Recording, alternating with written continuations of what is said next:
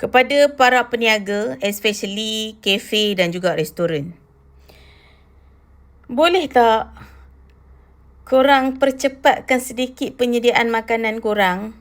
Jangan buat customer tunggu sampai berjam, paling-paling kurang pun 40 minit untuk nak dapatkan satu-satu hidangan. Salah satu punca pelanggan malas nak tunggu dekat you all punya restoran ataupun kafe. Sebab apa tau?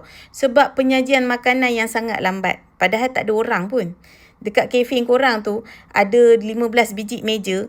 Yang ada orang cuma 2 biji meja, 3 biji meja je. Yang lain semua dah dapat. Tinggal 1 biji meja lagi yang tak dapat. Tapi cara penyediaan korang ni punyalah lambat.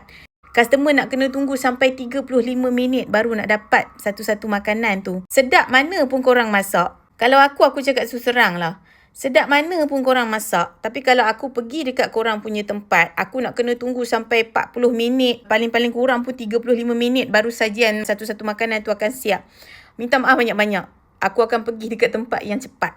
Sebab apa? Sebab pada aku tak berbaloi untuk menunggu masa yang lama. Sedangkan sajian yang aku order tu bukan jenis grill ke ataupun kau kena goreng ke, kau kena masak ke apa semua.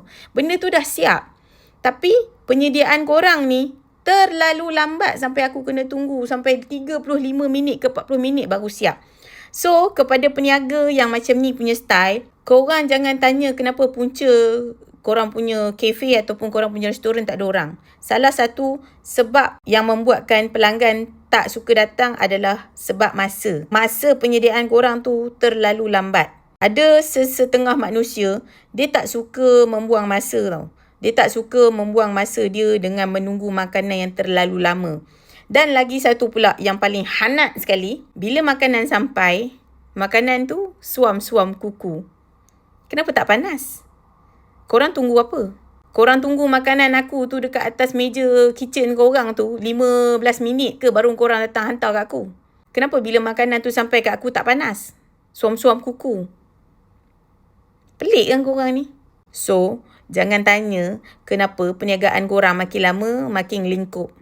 Itu salah satu puncanya. Sebab apa? Penyediaan dan juga masa. Quality time tidak ada. Dan lagi satu pula, sediakan dekat customer makanan yang dah sejuk. Harga bukan main lagi. RM15, RM19, RM20, RM25. Bukan main lagi mahal konon-konon barang mahal. Konon-konon. Tapi penyediaan hauk. Sebab tu lah lingkup. Apa dah muka?